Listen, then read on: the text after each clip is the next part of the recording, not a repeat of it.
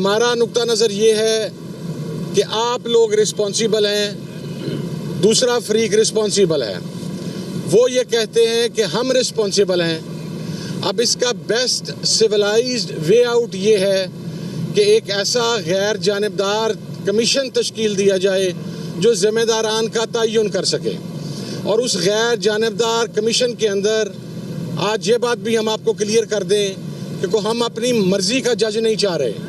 हम supreme court के senior most जजेस की बात कर रहे हैं, हम किसी भी गैर जानिबदार जज की बात कर रहे हैं जो इसको लीड करे कमीशन को और हक़ाइक़ तक पहुंचा जाए, ताकि जो जुल्म व सितम किया गया है उसका इजाला हो सके और ज़िम्मेदारान का तयन हो सके। दूसरी चीज़ ये कि हम चूँकि आज मुलाकात हो गई, अब हमारी कमेटी के सरबराह उमर अयूब साहब और स्पीकर साहब भी चूँकि राब्ते में असद कैसर साहब, हम इंशाल्लाह दूसरे फरीक को आगाह कर देंगे कि हम तीसरे राउंड मुज़ाकरात के लिए तैयार हैं, और उसके अंदर उन्हें ये इंटीमेट कर दिया जाएगा कि अब आप जुडिशल कमीशन के हवाला से अपनी वर्किंग मुज़ाकरात के अंदर किसी किस्म की पेशरफ्त नहीं हो सकी, तो वो पेशरफ्त अब आपको तीसरी मीटिंग के अंदर शो करनी होगी। हम जुडिशल कमीशन की निटी-ग्रिटीज़ के ऊपर और उन चीज़ों के ऊपर बातचीत करेंगे, और अगर जुडिशल कमीशन नहीं दिए जाते 9 मई के ऊपर और 26 नवंबर के ऊपर, ये पहला स्टेप है। दूसरा स्टेप जो है, ये दो हमारे मुतालबात हम तहरीरी शक्ल में इंशाल्लाह प्रोवाइड कर देंगे। तीसरा भी जो असीरान, हाँ जी, और उसके अंदर असीरान उनकी जो रिहाई है वो हमारे मेन मुतालबात का हिस्सा है, लेकिन इनिशियली आपको अपनी पावर शो करने के लिए जो आप कहते थे, जो हुकूमत हमें कहती है कि जनाब फैसला साजी का इख्तियार हमारे पास है, तो अब आपको प्रैक्टिकल इक़दामात करते हुए जुडिशल कमीशन के ऊपर बात करनी होगी, और अगर जुडिशल कमीशन नहीं बनता तो फिर मुज़ाकरात का सिलसिला आगे नहीं चल सकेगा।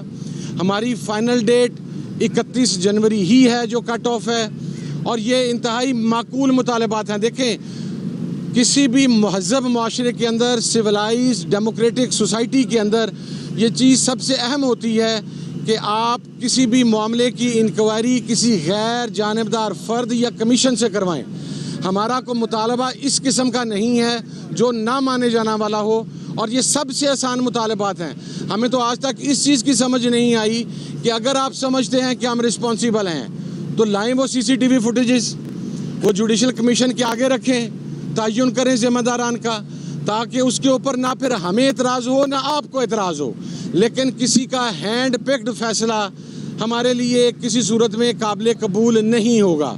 दूसरा, हमारे जितने भी असीरान हैं जो जेलों के अंदर हैं, और जो असीरान मिलिट्री कोर्ट के अंदर थे, उनको जिस जुल्म सितम का निशाना बनाया गया, उनको जिस टॉर्चर का निशाना बनाया गया, उसके ऊपर भी खान साहब ने वाज़ह हदायत जारी कर दी हैं। हम ह्यूमन राइट्स के अंदर इस मशाला उठा रहे हैं, ये मामला ह्यूमन राइट्स का है। और देखें, सबसे आखिरी बात मैं आपको अर्ज़ कर दूं कि अब जो बॉल है इस मुज़ाकरात को मंतकी अंजाम तक पहुंचाने की, वो हुकूमत की कोर्ट में है। हम जितनी फ्लेक्सिबिलिटी दिखा सकते थे, हमने वो फ्लेक्सिबिलिटी दिखा दी। हमारे पास आज एक बहुत आसान ऑप्शन था कि चूँकि मुलाकात as per the commitment of the government हमारे डिज़ायर्ड एटमॉस्फेयर में नहीं हुई, हम बाहर आ सकते थे, लेकिन हमने उसके बावजूद उस कंट्रोल्ड माहौल में मुलाकात की, सिर्फ इस वजह से कि हमारे मद्देनज़र पाकिस्तान है, हमारे मद्देनज़र पाकिस्तान की आवाम है, और जो जेल में बैठा हुआ कैदी नंबर 804 है, इसके मद्देनज़र 25 करोड़ पाकिस्तानी हैं। वो पाकिस्तान की बका के लिए, पाकिस्तान की इस्तेहकाम के लिए इस बात यहाँ तक गए हैं, उन्होंने इतनी लीनियंस दिखाई है। आई गेस कि this is the time now कि अगर आपने मुज़ाकरात को मंतकी अंजाम तक पहुँचाना है तो उसके ऊपर अब अपनी अमली जो आपकी फैसला साजी का इख्तियार है उसको शो करें, कमीशन बनाएं, ताकि हम आगे बढ़ सकें। बहुत शुक्रिया जी, थैंक यू। साहब बताइएगा, इमरान खान ने 31 जनवरी की डेडलाइन दी है, अगर कोई पेशरफ्त होती है जो आपके दो मुतालबात हैं, इन पर अगर हुकूमत या आपका कंसेंसस बनता है तो क्या ये डेडलाइन जो है इस पे भी तोसी होगी? नहीं जी, इसका इख्तियार सिर्फ खान साहब के पास है, इसमें हम किसी किस्म की तोसी करने का इख्तियार नहीं रखते। आज भी उनसे बात हुई है, अगर कोई पेशरफ्त होगी और वो पेशरफ्त खान साहब तक पहुंचेगी तो फिर खान साहब फैसला करेंगे। एज इफ नाउ 31 जनवरी ही लास्ट डेट है जी। आपने जिस तरह बात की कि असीरान की रिहाई और आपने अपनी ट्वीट्स में भी कहा कि बानी पीटीआई की रिहाई, तो ये सिर्फ आप लोग की ख्वाहिश है कि खान साहब भी कहते हैं कि मुझे बाहर निकालो, उसकी ख्वाहिश नहीं? उसके ऊपर मैं एक और बात वाज़ह कर दूं जी कि खान साहब ने सिर्फ अपने कारकुनान और अपने कैद वर्कर्स की बात की है। हमने आज भी ये बात उमर अयूब साहब ने, राजा नासिर अब्बास साहब ने, असद कैसर साहब ने हमने कही है। खान साहब ने अपनी रिहाई की कोई बात नहीं की।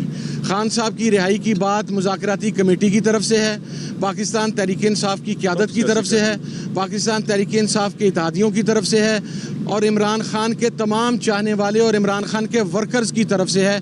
तो ये हमारी डिमांड है। और उसमें भी एक बात क्लियर कर दें, कोई एग्जेक्टिव ऑर्डर नहीं, कोई NRO नहीं, कोई चीज़ नहीं। हम क्लियर हैं कि इमरान खान साहब अपने तमाम मुकदमात को फेस करके आइनी और कानूनी तरीक़ाकार से बाहर आएंगे।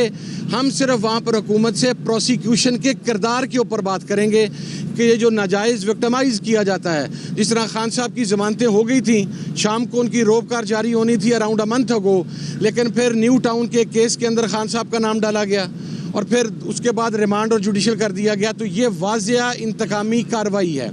इसी तरीके से हमारे असीरान के अक्सर के ट्रायल मुकम्मल हो चुके हैं। जब आपका ट्रायल मुकम्मल हो जाता है तो आइनी और कानूनी तौर पे ज़मानत आपका इस्तेहकाक होता है, लेकिन उस हक से महरूम रखा जा रहा है प्रोसिक्यूशन के किरदार की वजह से। और सबसे आखिर में जो कल का एक फ़ैसला एक्सपेक्टेड है, हमें पता है कि वो क्या फ़ैसला है और हमें पता है कि वो फ़ैसला पाकिस्तान की किसी नेक नामी का सबब नहीं बनेगा, क्योंकि अल कादिर के अंदर इमरान खान साहब, उनकी अहलिया, उनकी फैमिली का कोई मेंबर, उनकी पार्टी का कोई मेंबर किसी भी हवाले से बेनिफिशरी नहीं है। पैसे सरकार के अकाउंट के अंदर हैं और बात एक ट्रस्ट की है जिसमें नबी पाक सल्लल्लाहु अलैहि वसल्लम की सीरत मुबारका और स्पिरिचुअलिज्म के ऊपर लेक्चर्स हैं, लोगों को तालीम देना है, वो यूनिवर्सिटी है and that two is a trust. ये कोई ज़ाती ओन्ड प्रॉपर्टी नहीं है, ना ये कोई ज़ाती यूनिवर्सिटी है, ये ट्रस्ट का है। और इसी वजह से हम ये समझते हैं चौधरी साहब के प्रोडक्शन ऑर्डर्स, दो नकाती चार्टर ऑफ डिमांड हुकूमत को मुज़ाकरात के तीसरे दौर के लिए देने जा रहे हैं। कल अनाउंस कर दिया गया कि 190 मिलियन पाउंड का फैसला है। फैसला अगर अगेंस्ट आता है तो मुज़ाकराती अमल पे क्या असर पड़ेगा? देखिए, मुज़ाकराती अमल के अंदर हमारे रवैयों में तो तलखी आएगी। ये अगर आप एक्सपेक्ट कर रहे हैं कि खान साहब को सज़ा सुनाने के बाद को बड़े अच्छे माहौल में मुज़ाकरात होंगे, सिचुएशन मज़ीद रफ़ एंड टफ़ होगी, लेकिन मुज़ाकरात के हवाले से खान साहब ने 31 जनवरी तक का गो हेड दिया है, तो वो उस टेंस माहौल के अंदर जारी रहेंगे। और उन मुतालबात के अंदर असीरान के हवाले से मैं एक बात कर दूँ, हमारे इजाज़ चौधरी साहब जो हैं वो इस वक्त जेल के अंदर हैं, सेनेट का इजलास है, उनके प्रोडक्शन ऑर्डर भी फौरी तौर पर जारी किए जाएँ ताकि वो आके इजलास अटेंड कर सके। जो आप अपने मुतालबात लेकर जा रहे हैं, क्या उस पेपर पर इमरान खान के भी दस्तखत मौजूद हैं? नहीं, जब इमरान खान साहब ने उमर अयूब साहब की सरबराही में एक कमेटी बना दी, उसको मैंडेट दे दिया, तो फिर कमेटी के अरकान और कमेटी के सरबराह के सिग्नेचर मौजूद होंगे ना। इमरान खान के सिग्नेचर उस पर क्यों रिक्वायर्ड है? ये चीज़ मान ली जाए कि फैसले का इख्तियार उमर अयूब साहब के पास है। इमरान यस, उमर अयूब साहब को इमरान खान साहब ने पूरा मैंडेट दिया है। इस कमेटी का कोई भी रुकन हो, वो उमर अयूब साहब हों, वो CM KP के अली अमीन गंडापुर साहब हों, वो राजा नासिर अब्बास साहब हों, वो असद कैसर साहब हों, हर बंदे के पास ये इख्तियार है कि वो मुज़ाकरात के ऊपर गुफ्तगू कर सकता है, मुज़ाकरात के ऊपर अपनी इनपुट दे सकता है।